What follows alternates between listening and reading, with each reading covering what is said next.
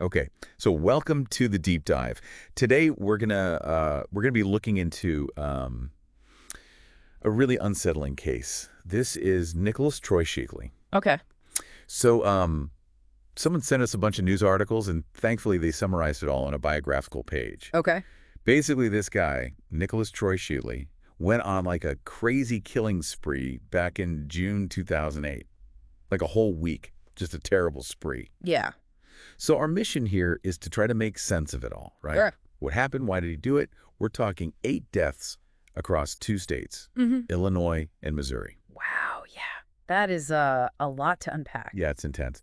And it all ended with his arrest just a few days later. Yeah. You know what really gets me with this case is just how fast it all happened, And the Yeah, fact that he moved across state lines, 8 lives in a single week, it just shows you how quickly things can go so wrong. It's really tragic. absolutely. So before we get into like the really heavy stuff, let's try to understand a little bit about who Nicholas Troy Sheley was, before all this happened. He was born on July 31st, 1979 in Sterling, Illinois.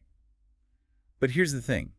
He had like a history, you know? It wasn't his first time in trouble with the law. Oh, so he had a record already. Yeah, he had a pretty extensive record, actually. Our sources mention a lot of arrests, and we're talking all the way back to when he was just a teenager. Like, what kind of offenses are we talking about here? Well, it wasn't just small stuff either. There were things like, possession of marijuana, but also some serious things like domestic battery. Oh, wow. So yeah, it paints a picture of someone who's been kind of skirting the law for a long time. Yeah. Yeah. Definitely not a one-time thing gone wrong. It sounds like a pattern. Totally. And in the middle of all of this, he gets married. Really? He married Holly Shelley in May 2008. Wow. And this was, get this, just a month before the murders. Oh my gosh. He had been together since like 2004, so about 4 years. Man, you gotta wonder what that was like for her. Well, absolutely. To be married to someone who's capable of something like this. Right. I mean, before, during, and after. It's just a whole other layer of tragedy to this whole thing. Yeah. They ended up getting divorced in late 2013. Right. So let's get into the week of the murders. June 23rd, 2008. Okay. That's when the first victim, Russell Reed, was killed. It happened in Sterling, Illinois, which is, Shelley's hometown. Right. Mr. Reed was 93 years old. Oh my gosh. And the motive, the reported motive for this first murder is really disturbing. They think that Sheley needed money to buy cocaine. Oh, wow. He bludgeoned Mr. Reed to death. And they found his body like 3 days later in the trunk of his own car. Man, that's awful. It's just brutal. And then what's interesting is how the nature of the violence seems to change as the week goes on. Okay. It starts with this, possible robbery thing, needing money for drugs. All right. But as the week goes on, it just gets more and more violent and the victims are more spread out. Okay, so it escalates. Yeah, totally. So then on June 28th in Galesburg, Illinois, Right. that's when he killed 65-year-old Ronald Randall. Mr. Randall was at a car wash, just cleaning his truck, and Sheley just shows up, kills him, steals his truck, and then hides the body behind a grocery store. So that crack becomes a pretty important part of this story, right? Yeah, the stolen truck is like a key piece. Yeah. It gave him a way to travel between the different crime scenes. Like a mobile crime scene. Exactly. Yeah. And it gets worse. Later that same night, going into June 29th, things get really bad in Rock Falls, Illinois. Okay. This is where the most people were killed. Right. Kenny Olve, he was 25. Brock Branson, 29. Kalina Blake, only 20 years old. And her son, Dayan, who was just 2 years old. Oh my God. All 4 of them were found in an apartment, beaten to death with a hammer. Ugh, that's just horrible. It's almost too much to even think about. And gets worse. Worse. They found Sheley's DNA in the apartment. Okay. And people reported seeing him wearing clothes that belonged to the victims. Oh my God. So it's like he wasn't even trying to hide it. He was just so reckless and cold. It's chilling. It really is. So get this. The prosecutor in the Rock Falls case had a theory about why this happened. Okay. They thought that maybe Holly Shelley, his wife, was having an affair with Brock Branson. One of the victims. Yeah. So now you're adding in jealousy, rage, on top of everything else. So maybe it wasn't just about the money and the drugs. Exactly. Oh. Now, of course, this was just the prosecutor's theory, right? Sure. But Holly Shelley actually testified, and some of what she said does kind of line up with the timeline. Really? Like what? She said that she and Shelley had sex by a canal that night. Okay. So that means they couldn't have been together in the truck all night like they originally thought. Right. And even more importantly, she said she saw blood in Ronald Randall's stolen truck. Oh, wow. which connects them directly to those murders. Right. Both Ronald Randall and the 4 victims in Rock Falls, their bodies were all found on the same day, June 30th. Okay. So after all of this, after the murders in Illinois, he didn't stop. He crossed state lines into Missouri. Oh. Yeah, June 30th. Tom and Jill Estes. They were both 54 years old, from Sherwood, Arkansas. They were his last victims. Yeah. It looks like they were at a graduation party, and then somehow Sheley attacked them outside of their hotel. In Arkansas? Right, but their bodies weren't found there. He put them in the back of Ronald Randall's truck and drove them all the way to Missouri. That's where they were found. So he crossed state lines again. Yeah. And think about it. It's one thing to commit these terrible crimes, but to then have to move the bodies, try to stay hidden, it's just insane. It's hard to fathom. But the police were closing in. The night before his arrest, he was seen in St. Louis. And this is so crazy. He was at a Cardinals baseball game, like just blending in. Wow. Yeah. But he did something that ended up helping the police track him down. What was that? He asked to use a phone from someone who was tailgating before the game. And then he asked them to delete the call he made. Oh, so that was suspicious. Right. And the police, they were able to trace that call to a house in Kirkwood. They think it was a drug house. No. And then the very next day, July 1st, 2008, he was arrested. He was in Granite City, Illinois, at a bar. People recognized him from the news, called the police. Wow. Yeah. And there was a $25,000 reward for information leading to his arrest. Oh, I bet that helped. Oh, yeah, I'm sure it did. He just surrendered peacefully. Really? Yeah.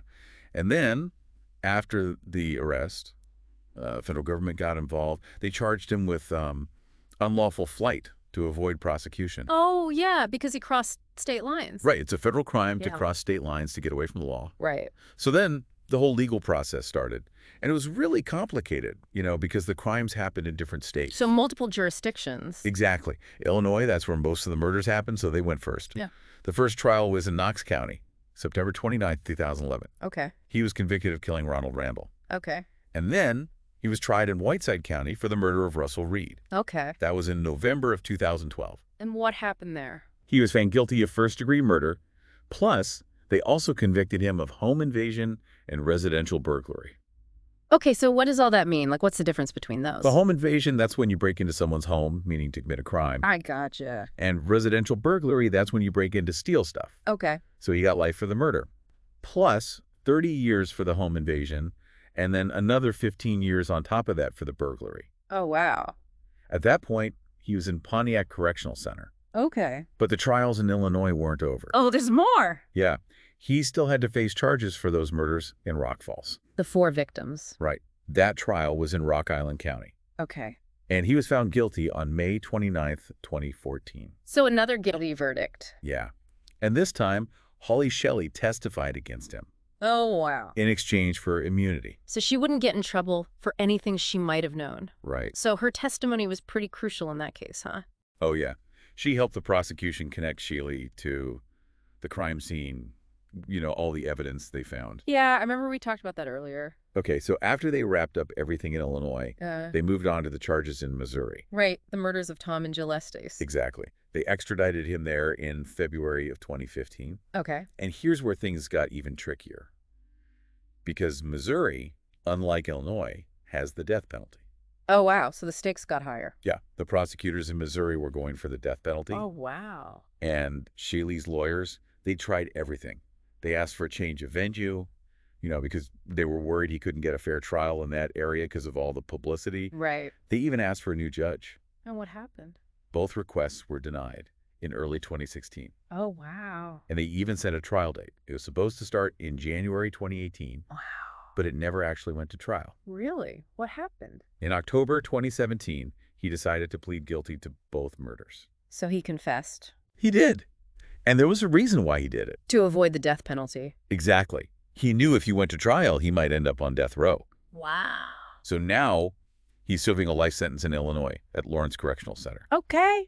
It's crazy to think about everything that happened in just 1 week. Yeah. It started with Russell Reed on June 23rd, 2008, and ended with Tom and Jill Estes on June 30th. It's so much violence in such a short time. It really is. 8 lives were lost in 2 different states. Yeah. And it seems like it all started because he needed money for drugs. Right.